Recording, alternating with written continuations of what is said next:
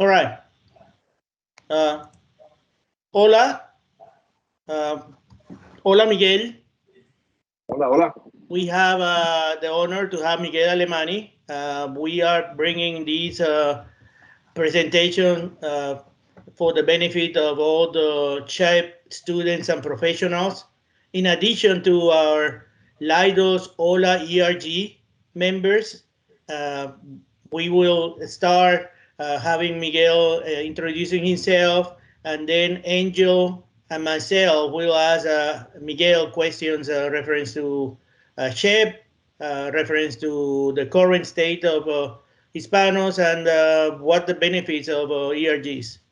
Let's go ahead and start with Miguel. Miguel, can you tell us a little bit about yourself? Yeah, sure. Thank you. I'm glad to be here.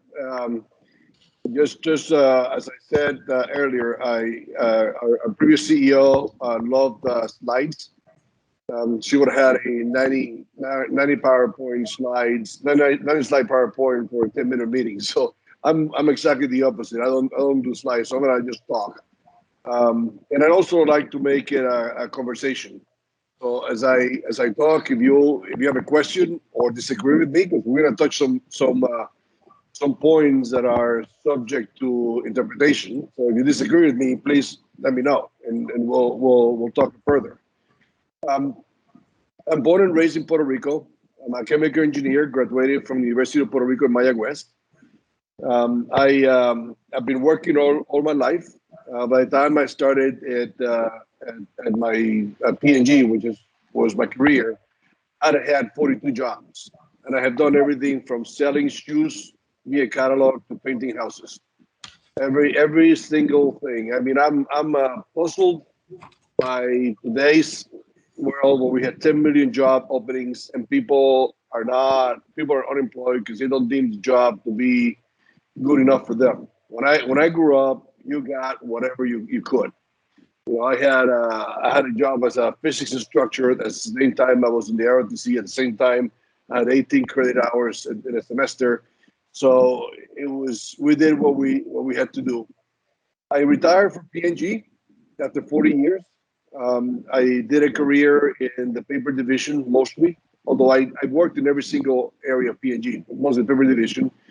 I invented Ultra Pampers. So those of you who were born after 1985 use my diapers, and those of you who had children use my diapers. I also developed Pearl Tampon. Those of you who 50% of the population who use tampons probably use my inventions. One of my claim to fame is an anti-wicking string, which is a very logical thing, but it's not logical until somebody thinks of it. You know. I also work on training pants, panty liners, and toilet tissue. So I have a career in waste management, is what I always tell people, because I have worked on everything that comes out of everyone and make money with it. My last few years, however, were very different. In the last few years, I was managing the perfume division of P&G, much better smelling than my previous jobs. And I had a great time. I was, however, the first Hispanic P&G ever hired in R&D. When I went to school, when I graduated from high school and started college, Shep was literally three guys in a garage in LA. Because I went to college, I started college in 1973 and Shep started in 1974. So there was no Shep for me growing up through school. Through school, I went and I had to learn everything by myself. And then I went to work. And when I was working, I had what I called my career hand-to-hand combat, because I didn't know all the things that Shep teaches you, and helps you as a student and as a young professional to be successful. I had to learn that all by myself. And in fact, I created the first ERG in Procter and Gamble in 1994, and then created another one in 1990. The Hispanic leadership team is still in there, and then I created a technical leadership team in the pro supply in R&D.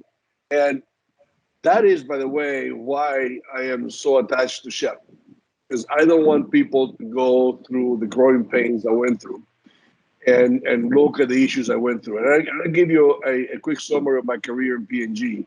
I started in 1979. I was fired in 1984. I resigned in 1987, and I took a package and left in 2003. Yet I retired in 2019 with 40 years. Those are stories for beer or 3 hour conversations. So I won't share most of those. But needless to say, a lot of it had to do with me being Hispanic, and I never experienced um, direct discrimination because I was Hispanic. Because I was Hispanic, I was discriminated against because I behaved different. I did things different. I reacted different. I answered different. So I was a square peg in the round hole, and that caused me a lot of problems in my career. And SHPE helps you with that. I've been 22 years associated with SHPE. I've been on the board for 6 years. This is my last year on the board. My last year as chair. I have to take a year off, and then I can come back if they take me back. I'm probably going to take 20 years off. The 6 years in Doug years is 40 years of work. So the board is not an easy job to have, and the board chair is even worse. So I'm very due for a break. And I am interim CEO until we hire the CEO, and our target was July 1st, so we're 2 months behind. And we're probably going to have the last round of interviews around October 8th. And our hope is by the time we go to convention, the new CEO is in place. CEO is a full-time job, and that's not something I had expected to do. So that's me in a nutshell. Fantastic. My name is Angel Montalvo. My real name is Kerubin, but here in the States, it's very hard to pronounce that. And I am from Puerto Rico. And I went to school, started in chemical engineering, but then I moved into computer science. And the third common thing is that I do kind of trash stuff here in our contract. We build bags, and right now we're assessing a trash bag and trash items to deploy into space. So look at that. We have more. Very cool. Yeah. Very cool. So my question to you, Miguel, is focus on SHPE. So why SHPE important? What is its mission, and what are the basic tenets of SHPE?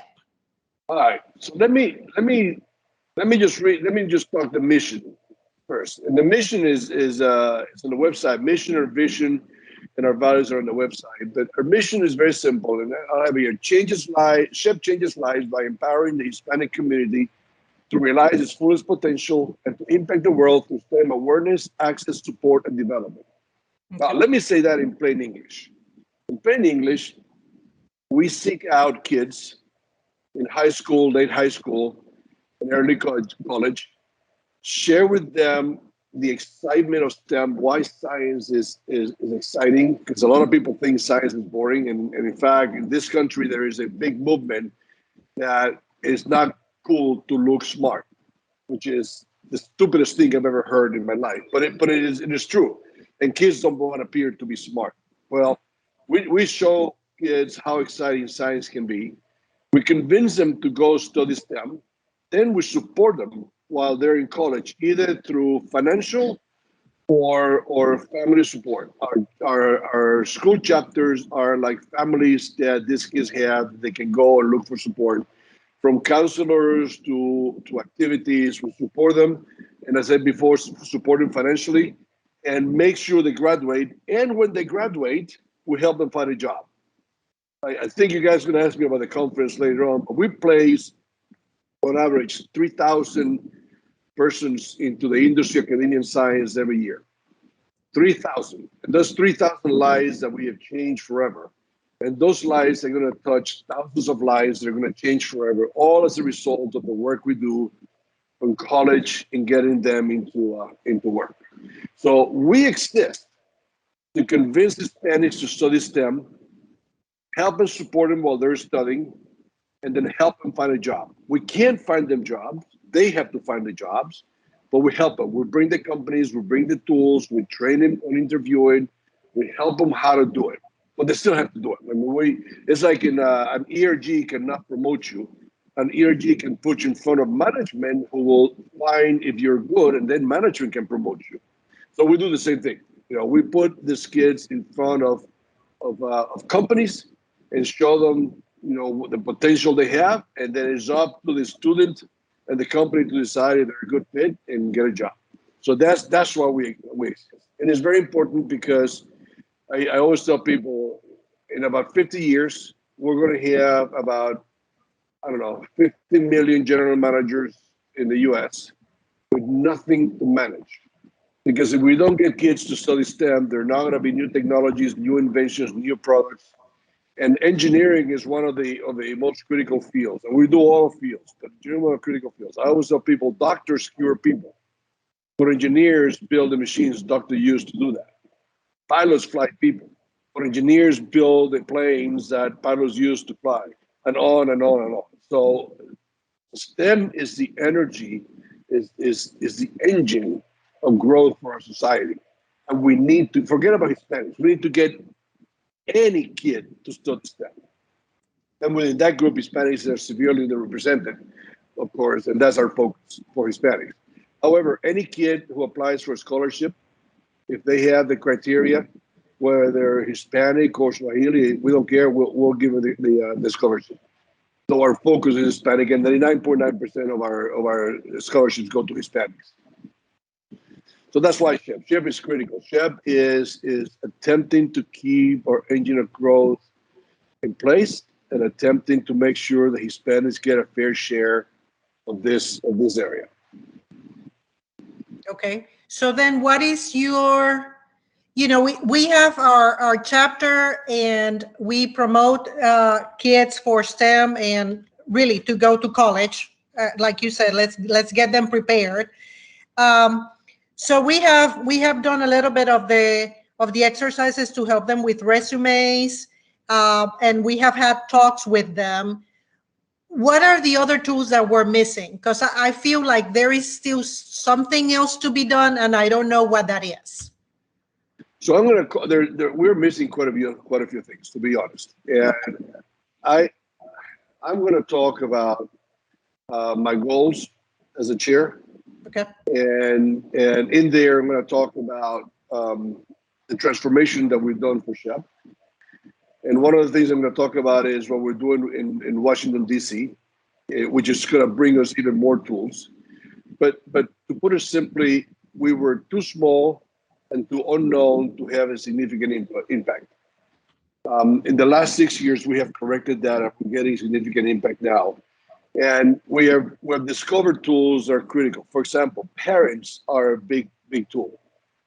One of my missions is to bring SHPE from 65% male, 35% female to 50-50.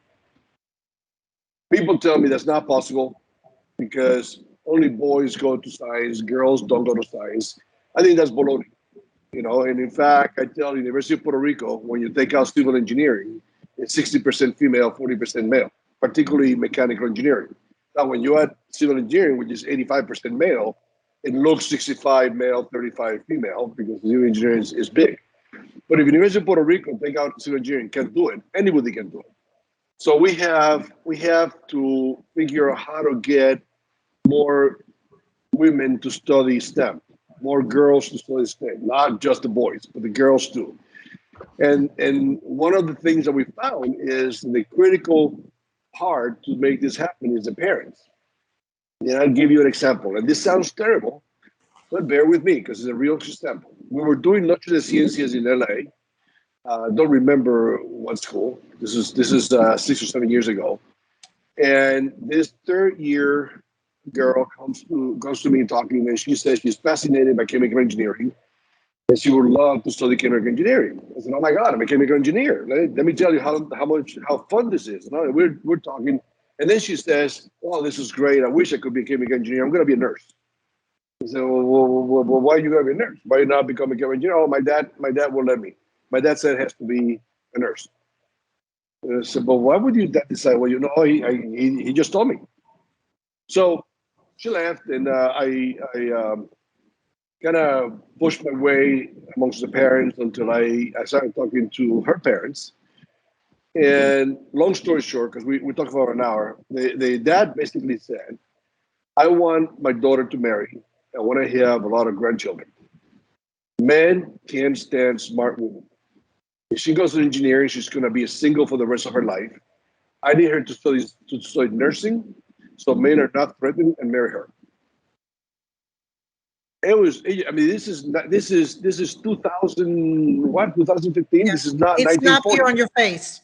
It's like, It what the was hell? like I just stared at the guy and said, "Man, you know, the world is full of married engineers, and what kind of idiot is afraid of a smart partner? I mean, forget about male or female, smart partner. I mean, this is." And honestly, it took me about a year working with that family to get him to let her become a chemical engineer. So she went to study chemical engineer. I had no idea what happened to her. She's disappeared from our system, so I don't know if she finished or not. But one of the realizations I had is that the parents influence what the kids do. And parents, particularly in a Hispanic family, push the boys into the sciences and the girls away from the sciences because that's what our parents' generation did, our parents' generation did. So we have created a program, Ayudando Padres, in cooperation with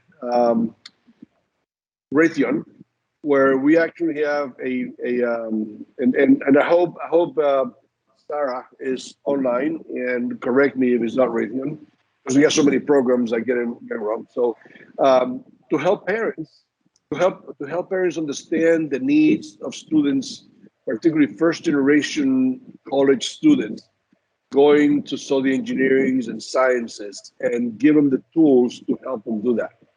So we are creating tools every time, all the time. And as those tools are created, they're going to be disseminated to the organization for the chapters to use them, stuff like that. Like Noche de Ciencias started as something very small. Today, anybody can do Noche de Ciencias. They're kids, their instructions, they're easy to do. So we'll continue doing that. And the intention is to figure out how to get more and more students to go into STEM. Okay. I know it was a long answer. I apologize for that. It's a very good answer. Yeah, and I think that, yeah, like you say, the parent generation, some people are like that. That was an eye opener to think, oh, I just want her to have a bunch of children, and someone doesn't like a smart woman. So, Juan, you have the next question? Yeah. As a chairman, Miguel, what are the goals? What are your goals for the next generation of professional? All right, I'm gonna hijack the question and answer it, but also give you all my goals as a chair. But in a simple way, my goal as a chair for the next generation professional is create a sufficiently attractive professional program so that we bring value to professionals in SHPE.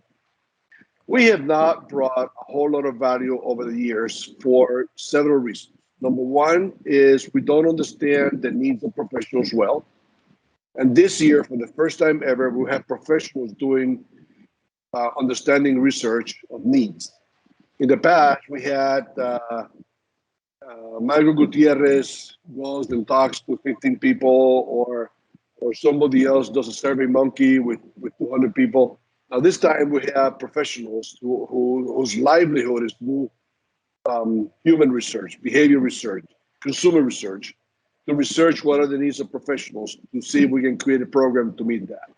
Second is that, in all honesty, the professionals that we have in SHPE today are in SHPE because they're committed to the SHPE mission. They're givers, they're not takers.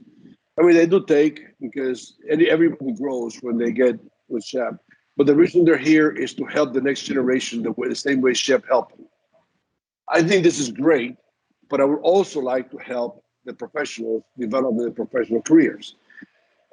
We have our focus is minus 3 years from college to plus 3 years after college.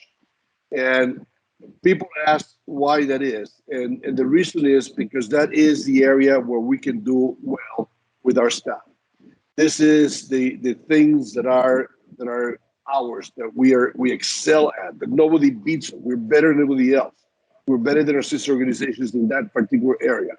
So we're focusing in that area. However, from 3 years after college to C-suite, there's a lot of work we could be doing. We're not going to be able to do that, at least not with the current size of the staff that we have. But we can partner with other organizations to provide that.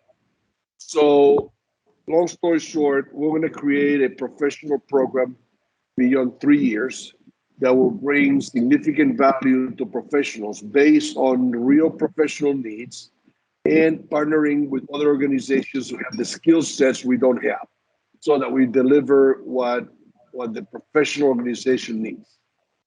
But let me tell you overall my goals. When I started, I'm going to say it in colloquial. When I started my chair assignment, my objective was to make Shep the two-ton gorilla in the area. Shep was a consistent, steady, good, very small organization for over 30 years. Shep has maintained itself within 1 to 3 million, maybe sometimes goes to 4, but 1 to 3 million budget.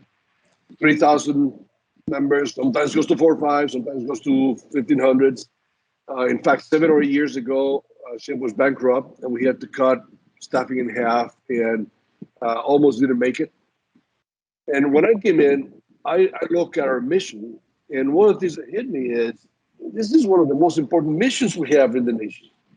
Again, forget about Hispanics. In general, this is a tremendous mission, and more so for Hispanics. Why are we not growing? And a couple of things came to light, and we decided to make some changes. The first change we made is we moved from being an elected board, where it was mostly young professionals and students, to being an appointed board with some elected. The difference is the previous boards, well-intended, had a different strategy every 2 or 3 years. So Shep never stayed on track to go anywhere. Every 2 or 3 years, a new talent came in and things changed. So that kind of derailed things quite a bit. An appointed board in which most people in the appointed side are C-suite, at least, or are people who have managed large organizations, people who know how to run a business, and they bring specific skill sets. We have a board member who is a lawyer, so brings legal background. We have a board member who is an IT expert. We have a board member who's an HR officer, a people officer at a company. We have a board member who works enterprise, or a board member who's an entrepreneur and is a venture capitalist fundraiser. So we have all kinds of unique skill sets from people who have 10, 15, 20 years of experience doing this, so they can run Shep. Second thing that we did is Shep was being run as a cheap nonprofit organization.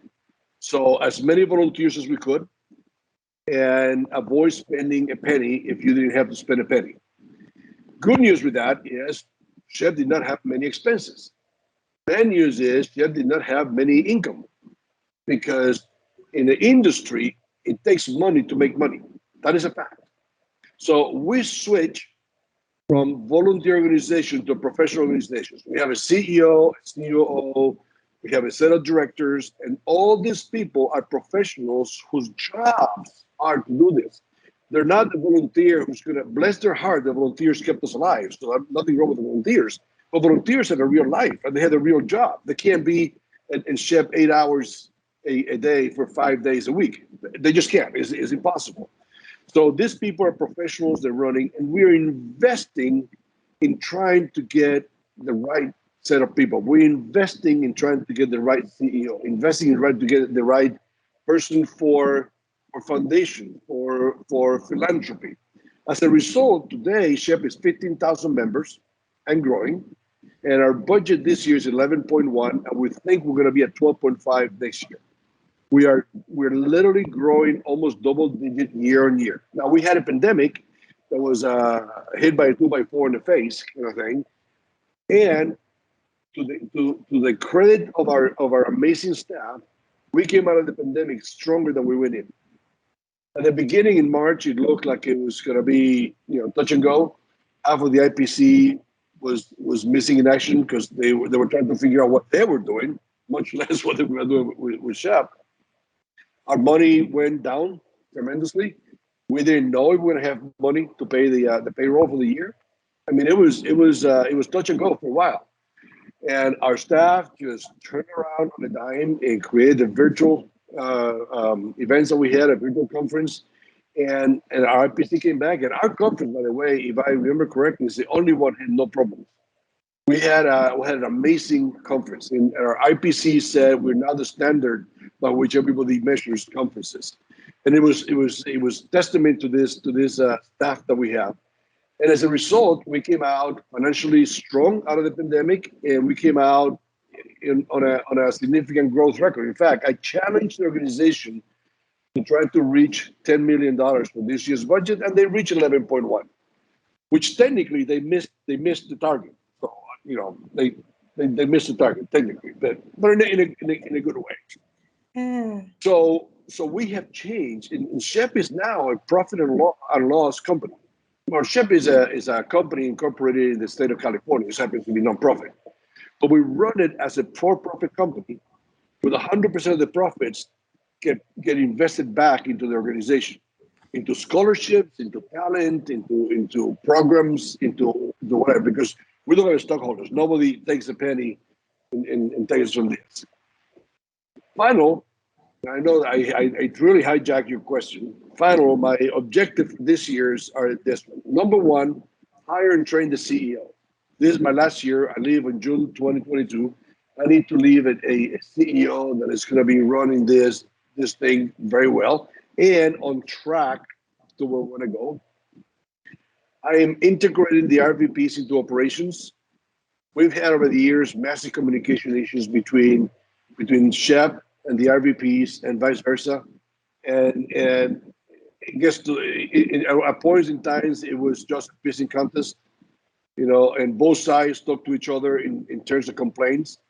They couldn't say what color is in the sky. They had to say, why in the hell is the sky blue and not green? So we had to fix that, because as non-constructive, we only have one SHPE. We don't have national SHPE and the other SHPE, and those people in national, those people in the region. We only have one SHPE. So we have to integrate the RVPs into operations, and that one is going very well. We're going to have some growing pains. We're going to have issues throughout the year. Every new system, every new structure always runs into issues, but we're going to do that. I'm going to identify, elect, and train the new board chair. When we were a $3 million organization, the new board chair could come in and pick it up whenever. When we're 11, on our way to 12, on our way to 25 million, because we have a long-term strategy that has some aggressive goals. The chair who's going to run SHPE has to get to know how to run SHPE, the idiosyncrasies of SHPE before they start. So he or she and I will overlap for a few months just to make sure that we get that right. Okay, good. We're going to update the strategic plan. We had a strategic plan that we had for 5 years, and it's worked very well. And now we have to take it and update it for the next 5 years, the next 10 years, and the next 50 years. Because we're going to turn 50, and we need to extend 50. Okay. Stabilize the organization and eliminate low performance and issues. Create a philanthropy and culture. Define our purpose, and clean our bylaws. Our bylaws are full of errors and mistakes, and every time you touch your bylaws, it has to go to vote by the membership. For example, if somewhere it says SHEP, and I want to clean that, put SHPE, it has to go to vote because that's our bylaws. So I can do that. And it looks Okay. like you want me to move on, so I'll leave the rest for some other time. Sure. One question. In your opinion, how do you perceive Hispanos? Do you think that we are being overlooked, or are we getting the fair share of opportunities? And by in that same tone, if we compare the last decade, is the Latino community doing better or worse? I think we're doing much better. Um, I can't imagine any place in this country you're going to go and not find Hispanics. There's a Latino everywhere. In fact, I always say Puerto Ricans are like a virus. There's a Puerto Rican everywhere you go. Trust me. You know, there are 3 million Puerto Ricans in Puerto Rico and 10 million Puerto Ricans in the rest of the states. You know, if every Puerto Ricans go back to Puerto Rico, sink the island. But I think we're doing significantly better. I think, I'll give you an example. I live in Cincinnati, Ohio. When I first moved in Cincinnati, if I heard somebody talking Spanish in the street, I would follow them and stop them and get their name and phone number and whatever. Now I go to the supermarket and they have a Hispanic aisle. Now it's mostly Mexican food because in the Midwest, every Hispanic has to be Mexican. They don't understand there are more Hispanics than Mexicans. But at least it's a big difference. And if you look at government, if you look at positions in government, if you look at corporations, we're not what we need to be, but we have made dramatic increase in the last 10 years. I think we're much better today than we were 10 years ago. So then that leads us into the next question. How do we move up? Yes, there is representation all across. Even we have people in different countries, Australia. So we have contacted our Latinos everywhere around the world that work for Leidos. But now is the question of how do we keep them growing up in their particular career path? Because there are certain obstacles. There's obstacles, biases, racism. There is infrastructure obstacles. So how do we tackle that? How do we, that's our next, and we need to understand what are the strategies that might work. Okay. I'm going to answer that, but you said something that triggered a thought. I want to make sure you hear my point of view on this one. There are no Hispanics outside the U.S. A Hispanic is a person of Spanish descent in the U.S. In the U.S. Okay. So when a company says, "Oh, we're good with Hispanic," in fact, 100% of the people in our subsidiary in Venezuela are Hispanics. As a show of caring for Hispanics, that's baloney. Yeah. Because in Venezuela, if you don't promote Pedro, you promote Maria. Exactly. It's different here. That's true. That's true. Don't ever let a company tell you we check all the Hispanics around the world because they don't count. Very good point. Yes. The ones in this country. Okay. I think we need to fix our biggest issue, and this is going to be controversial, and I apologize, and you're welcome to disagree with me. But we need to fix our biggest issue. Our biggest issue is us. We have an innate desire to fracture ourselves into ever smaller groups, weakening our political power. We have never-ending effort to be divided. So you're Hispanic. I'm not Hispanic. I'm Latino. Oh, okay. Well, okay. So you're Latino. Well, actually, I'm Latinx. Okay. So you're. Well, actually, I have to say I'm Latinx because Latinx connotes a generation that I don't belong to. Well, in fact, I'm Boricua. I'm from Puerto Rico. I'm actually from Ponce. Who cares? Dear Lord, who cares? When you go in a company and a company says, I want to ask what African Americans think about this program, that company gets one answer. The African American group gets together and say, company, if you do this, we think this is going to happen. If that same company says, I'm going to ask Hispanic what to do with this program, they get 7 answers. The Mexican ERG, the Puerto Rican ERG, the Cuban ERG, the Salvadorian ERG, the PhD's Cuban ERG, the PhD Cuban ERGs who were from Miami versus Havana, different answers. We actually fracture ourselves continuously. We find continuous ways to make ourselves different than other Hispanics. just one reality of life. For the average American, we're all Mexicans. We're all a bunch of taco eating, spicy hot guys, you know? Right. So focus on our message and not whether you're culturally appropriating my country or not. And I'll give you one example. There's something called telenovela. Some of you may be in the telenovela, the professional people is a WhatsApp chat. And there were a bunch of people outraged because somebody wore some Anglo wore a Mexican hat and a mustache during Cinco de Mayo. Cultural appropriation, how dare they, all kinds of things. Oh my God, it was like crazy. The very next week, that same person puts a video from Gabriel, what's his name? I got his name here because I was going to talk to him. Gabriel Iglesias. Iglesias. He's a Mexican comedian who was mimicking the accent of a Black American female, or the Black Anglo female. And it was very funny. And I say, time out, guys. You mean to tell me that if I put a Mexican hat, I'm appropriating your culture? But if this guy makes fun of how a Black female woman talks English, that's funny? That's our issue. We are so looking for reasons to be offended that we fracture ourselves. We need political unity. We need leaders. We don't have a leader. If you look at the African American community, you'll find one or two leaders that basically are there every time. Who is the one person in the Hispanic community who talks for us? None. We don't have any leaders. We have a Mexican leader over there. We have in the Northeast, they're Puerto Ricans, and and they're Chicanos in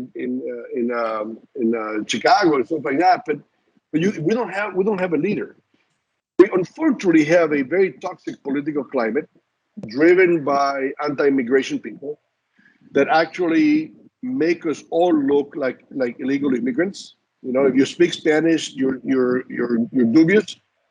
So in this toxic political climate, the last thing we want to do is fracture ourselves. We have to come together as an organization. We have to come together as a community.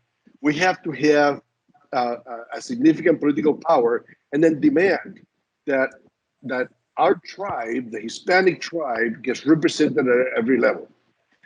Second part, if we can do this, we also need to train our employees on how to be successful in an Anglo company. We come in with deficiencies that are driven by culture. They're not necessarily skill set that get in the way. And I'll give you a couple of ones because this is one early ones to spot. As a matter of principle, most Hispanics don't make eye contact with positions of authority. This comes from the way you're grown up. When your mother or your grandmother reprimanded you, they told you, "Don't look at me. Look down on the floor when I'm talking to you. Show some respect."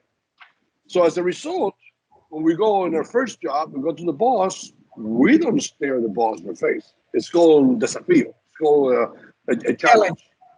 Well, that's counterproductive because you come across as non-assertive. You come across as not having the drive to do the work. We're also taught not to challenge authority. So we're not, the boss tells you to do something and you think is wrong, and you go do it because, oh my God, it's a boss. Well, an Anglo person would say, I don't know, I don't think you want to do that because this could happen. We don't do that. So we have to train our young people in all these differences so they learn how to work within an Anglo company or school or government and grow up the organization. And in there comes what I said before, that professional program that we need to put in place. And different companies do something like that, but we can do something that's more inclusive to all Hispanics in the nation. Long answer, I know. Okay. Good answer. I do agree. I have a daughter in college right now. Actually, she was going through a practice interview yesterday, and I have noticed that. I remember how my parents taught me. And for example, my mother always used to say, if you do a good work, you will be recognized. Well, that's not true. That's not true.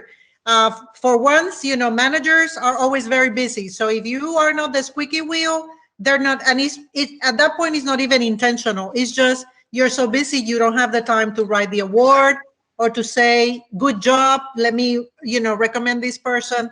So I have captured that, and I'm trying to train her in that difference of If how you to don't do tell, things.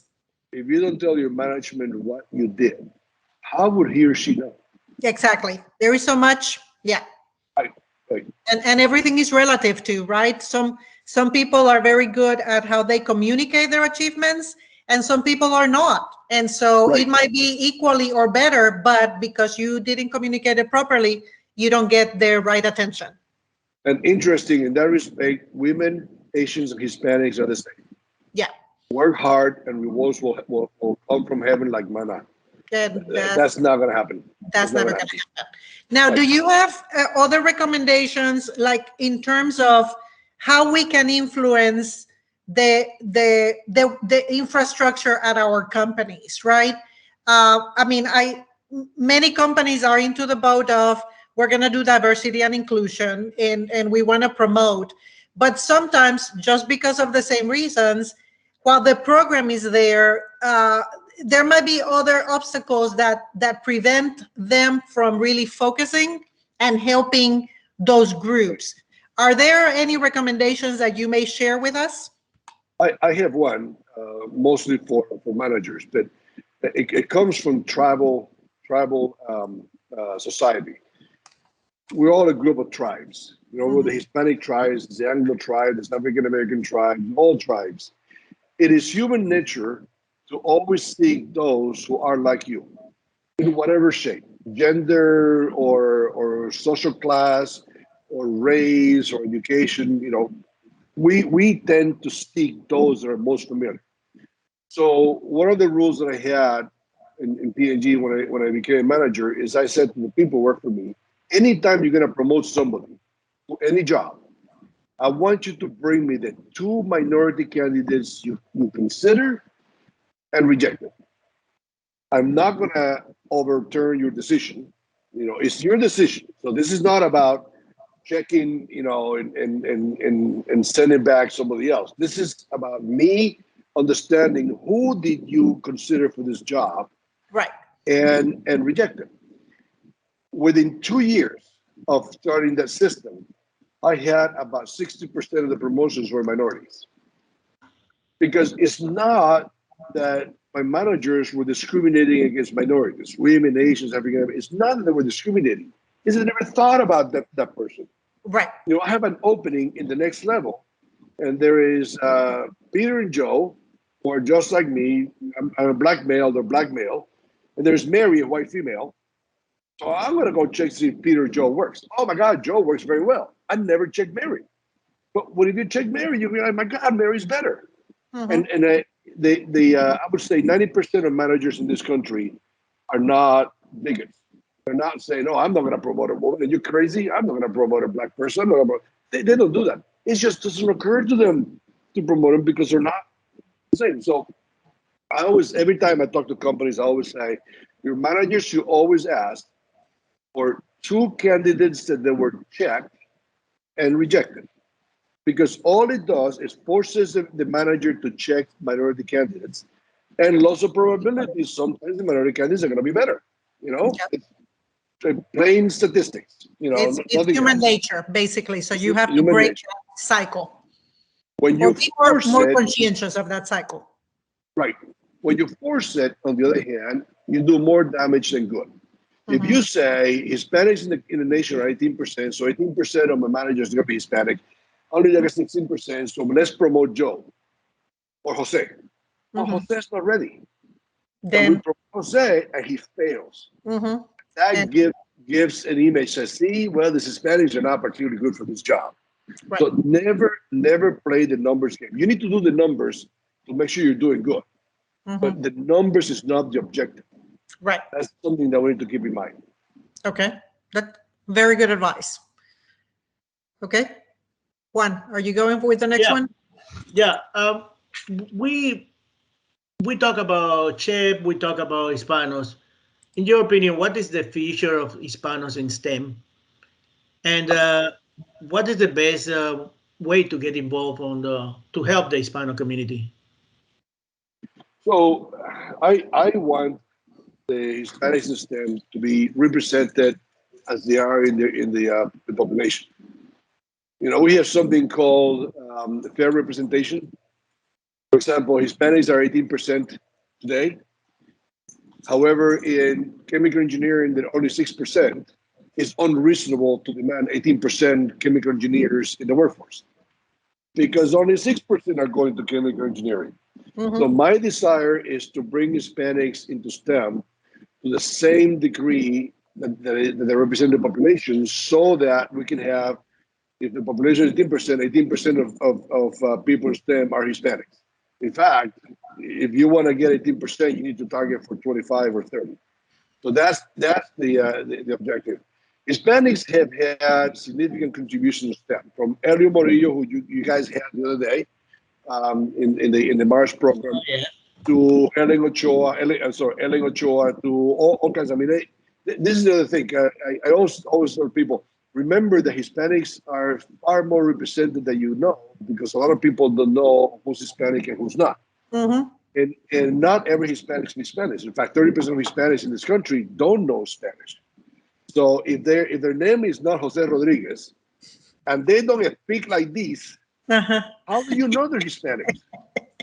You may think he's just a black guy or a white guy or an Asian guy or a brown guy, you know? And it turns out they're Hispanic. So they're represented. So we need to make sure that people know who this are, and they showcase their work. One of the things I'm going to do, which I might share in a different question, is we're starting a program with Washington, D.C., with the government, to create a Hispanic STEM caucus in Congress. And one of the events that we plan to do is having a Hispanic in STEM day, where we bring 8, 10, 12 Hispanics who have done amazingly good in STEM to create we call a poster session. For example, have Elio with a model of the helicopter and a poster, and share with the senators and representatives the work that he personally did for that mission, just to create the awareness that the Hispanics are in STEM, and they're creating significant contributions that are very good to society. So that's the kind of thing that we need to do. Because long term, you want to be 18, 20, 30% of STEM people be Hispanics and contributing at the maximum amount possible. Yeah, that sounds very good. Now, and in the news, isn't there something that the new secretary, Department of Education secretary, is focusing on education for schools that are mostly made by Latinos? So Biden signed an executive order, and I can send you the link if you guys want, declaring Hispanic education a priority. There you go. In there is that. And the Secretary of Education, he was asked the other day if he was American.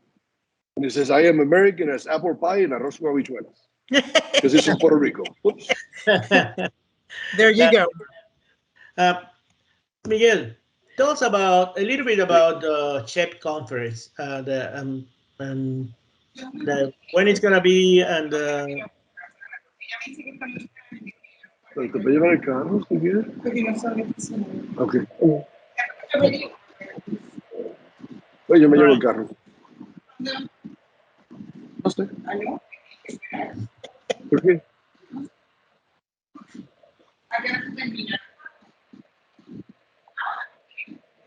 all right. Okay. Miguel. Oh, we lost him a couple minutes before. Okay, let's see. He can come back, but I want to take this time also to. There we go. He's back. He's coming back. Okay. Wait. Let me make him. Where? So he answered, I'm as American as apple pie and arroz con habichuelas. There you go. He's from Puerto Rico. So they're everywhere. Yeah, Miguel, tell us a little bit about the CHEP conference. what is the value of this conference, and what are the statistics showing us on terms of Latinos hired by this conference? So we are the largest technical conference for Hispanics in the U.S. And in fact, we're soon going to be the largest technical conference, period. That's how much we're growing. We've grown so much that we are now limited to the cities where we can go. There are very few cities who can accommodate our size. But the conference is a significant event. It's an opportunity to train. It's an opportunity to learn new skills. There are all kinds of workshops, from how to interview, how to manage, how to do consumer understanding, how to do development, to technical workshops. You know, what's the rheology of mercury in vats? You know, all kinds of conference. So it's an opportunity to learn, an opportunity to train. And coming soon, not this year, but coming soon, we're all going to have a significant section dedicated to accreditation. So to getting accreditation on a specific field, taught by Microsoft or something like that. So we're working that. Second, and very important, is an opportunity to find a job or a summer internship. And we place over 3,000 people in every year in the industry, academia, and science, and our target is to be placing about 5,000 or 6,000. So our target is double. So if you want a job, the chances are much higher that you're going to get a job at a conference than if you stay in school recruiting and interviewing. Because in school you're competing with everybody else. In SHPE is just the top of the top of Hispanics that go there. If you're a leader in the organization, even more, because a lot of companies have access to the leadership roles and access to people that run chapters, stuff like that, because this tend to be the cream of the cream. So it's very important for people to take positions of leadership and go to the conference. And the most important thing is networking. If you think about it, I do a president's breakfast every year. This year is going to be different, but every year. And I always tell them to do the same thing. I ask them to stand up and look around the room. And in that room, I said, what you see here are the leaders that are going to run this country 20 years from today. Here are the presidents, vice presidents, CTOs of Fortune 500 companies that are working. So the networking, the connection that you make today is something that is going to help in your career for years to come.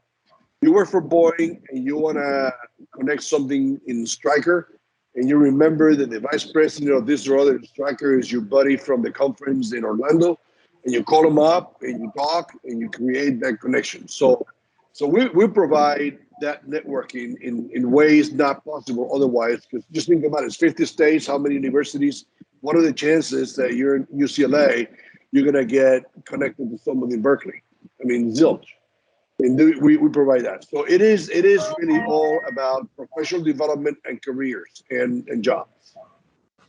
Okay, by the same point on the value of CHEP and the conference, what do you tell companies that are having trouble or they don't understand how to approach that vast number of students and interns to hire? So we work with many companies. Every company has a different criteria for who they're looking for. Some look for international, some don't. Some only look at 3.0 GPA and above. Some look at all GPAs. So we can't change the criteria the company has, but we help the companies understand the population that we serve, understand who our students are, what they're good at, and we publish to the companies all kinds of metrics all the time. You know, our membership, our degrees, and if you're the IPC company, because IPCs carry a lot of benefits, IPC companies have access to everybody's resumes 24/7. IPC companies have access to events ahead of everybody else. IPC companies have ways to connect, hospitality suite opportunities, ways to connect with students that other companies don't have, or other companies have to pay extra to get. So we work with companies to make sure they're good. We also work, by the way, with the school advisors, because sometimes it's interesting. School advisor has a missing link between the school and the industry, and they don't understand how the industry comes to recruit and acquire talent, and we help them understand that, because the school and the companies talk two different topics, two different languages. The school is about teaching, the company is about getting a worker. They're very different objectives. So we bring those together. We have a track at the convention for advisors also. Very good, very good. Angel, do you have any other question for Miguel right now? Nope, I'm done. Okay. Well, gracias, Miguel. And as part of from part of our Hispanic Heritage Month celebration and our interest to help the next generation, I would like to now announce that HoLA ERG is sponsoring 4 universities chapters. We have contacted, and now we are proud sponsors and partners of the SHPE chapter of the University of Arizona, at the University of Central Florida, at the University of Texas El Paso, and Texas Tech University. That is in addition to all our efforts that we do here, especially in Houston, where we are very tied with the University of Houston, Houston Community College, another university here in Houston area. We, HoLA, ERG is very interested on promoting and helping the next generation of professionals. And we believe that SHPE, the partnership that we had, HoLA had with SHPE, and especially our partners from SHPE TBAC chapter in Houston, is helping us get into the next generation, help them, grow professionally. I think that's awesome, and I'm going to put you in contact with Jen. I don't know if you know Jen Link. Mm-hmm. She writes our newsletter, and I would like to write a little blurb about this in our newsletter next week, so people see what you guys are doing, because that's outstanding. That's awesome. Thank you very much. We would love to have that. Yes. All right, and now. By the way, if anybody has any questions or want to talk any subject further, yes. My email is Miguel A. One word, Miguel A. @shep.org. Feel free to send me emails. The only caveat is I don't get to all emails every single day. Yeah. I'm not a quick turnaround of email, but I read everything, so I will answer sooner or later. But I will. Fantastic. So. Great. Yeah. Yeah, we have a few questions. There was what about cultural identity? If such a large population melt themselves together under one banner, does that mean that much people's personality? Not really. I mean, I'm 100% Puerto Rican, Boricua. But when we're talking when I was at PNG, and PNG looked at us all as Mexicans, okay, as long as they allow us to get what we need to do done, I am not going to stop the meeting and say, "Sir, excuse me, I'm not Mexican, I'm Puerto Rican." Because all the Hispanics in the room know that I'm Puerto Rican, I'm not Mexican. So the only time I do this is when they tell me, "Oh, you must love spicy hot." I say, "Not really. I'm not Mexican." Because I make it as well. But you don't have to lose your identity. I mean, look at African Americans. Look at non-minority. A person from New York and a person from Texas are day and night. Mm-hmm. But when they're traveling, they're all Americans. Mm-hmm. So they don't worry. I'm not American. I'm from Texas. They don't do that. Uh-huh. So use common sense. I mean, defend your identity when it's needed, but don't make an issue out of it when you're trying to get political power. My suggestion. Yeah. All right. If anyone who wants to ask a question to Miguel, you can unmute yourself. We only have a few more minutes. As a matter of fact, we already passed at 1 o'clock. But and by the way, Miguel, is patacón, no tostones. Son tostones. Patacón. Patacón. That's the Panamanian way. ¿No? Si te traigo tostones, te los vas a comer como Pues tostones, yo me los como como sea. como Llámalo sea. como te dé la gana. Entonces, esa es la pelea que tenemos todos los días. Exacto, exacto. Y entre ustedes, that's really cool. Ya, But if you're your pero manager no, saying, please don't tell me that I eat patacones because that's not what I eat. Your manager who has no idea there's a difference between Puerto Rico and Panama going to go like, oh my God, what the hell is wrong with these people, you know? yeah. One other thing, by the way, in this country, it's not illegal to speak Spanish.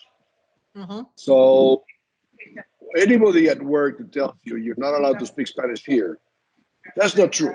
Okay, it is your right to speak whatever you want to speak. However, common sense dictates that if you're the only Spanish-speaking person and you're talking on the phone, and every third word is the name of your boss, that is going to be a career A mistake. problem, yeah. It is not because it's illegal; it's because common sense tells you that that's not the right thing to do. Right. So, That's pretty good. and it gets better for Puerto Ricans. Because Mhm. Congress recognizes Spanish as one of the two official languages of Puerto Rico. Mhm. So not only they can't tell you can't speak Spanish, you have the right given by Congress to speak Spanish anywhere you want. There But you go. again, common Yeah. sense. Common sense. Well, if we start, did you know? We can say, well, many of our states are Spanish names. Mhm. The Constitution of Nuevo Mexico was written in Spanish, and when Lewis and Clark went to the West, we were already there. We already went Yeah. through all that stuff. So 31 of our current 50 states were colonized by Spanish. 31. Mhm. In fact, Spanish was the most spoken language in what is today U.S. until the late 1800s. So English is a 1900s phenomenon. That is very interesting. And so things like that do bring a different perspective when you're sharing with people that, that are Anglos. Right.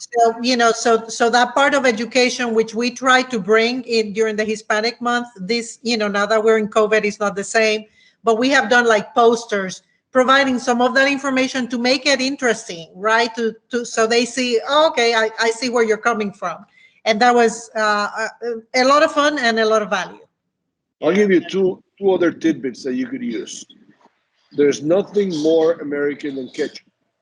Mhm. You know, it's everywhere. I mean, Mhm. raise your hand if there's no ketchup in your house. Right. Everywhere. In this country, salsa outsells ketchup. Really? The sales of salsa are higher than the sales of ketchup. Huh. And another one, there's nothing more American than hot dogs. I mean, baseball parks, hot dogs, Costco hot dogs. In this country, tacos outsell hot dogs. Wow. So I always tell people with all this hysteria that we have with immigration, we're all Mexicans. This is a nation of Mexicans. Everybody uses spicy hot now. Everybody uses tacos. Everybody uses nachos. Yeah, right. We're Mexican. Yeah. We are what we eat. They say so. And that's what we are. Yeah. And we can notice that, especially here in Texas, that the Tex-Mex cuisine, the Tex-Mex food is so normal. By the way, we just want to also thank not just people who participated, but we have two advisors that were here. June Keller, I'm pretty sure you know her very well, and Miguel Gonzalez, who is the new advisor for the University of Houston Clear Lake, one of our newest chapters that we Very help. cool. But Very cool. as you know, he did an outstanding job at the UT Rio Grande Valley. No, that was the first time I found out. What, Rio Grande Valley? Where is that? No? At Edinburgh, Scotland. In the Rio Grande Valley. Yeah. You can unmute yourself. Yeah, Any of you. it's actually all over the valley now. It's in Edinburgh, it's in Harlingen, it's in Brownsville, it's everywhere. Very cool. Very cool. Fantastic. But I was there for 20 years having fun, so now it's more better. More better. Yeah. And June, she is a jewel for us here in Houston. So And anyway, thank you so much for coming. And I'd also like to acknowledge that we have lots of students here with us today. And I hope that all of y'all took Miguel's words to heart. Well, thank you for inviting me. Thank you. This was Thanks great. again. Thank you so much. All right, this is the end of presentation. Thanks again, and I hope that students and professionals consider attending the CHEP conference in November. Yes. That's I'm going to the conference back in Phoenix, and then last year virtual. Going the personal conference, I can tell you, was eye opening for me. No, since I only have 2.5 years being a member of CHEP, I can tell you this is a great organization to be part of and support. Thanks again to all. Well, I hope to see you guys all at the conference. It will be Yes, very, sir. very exciting.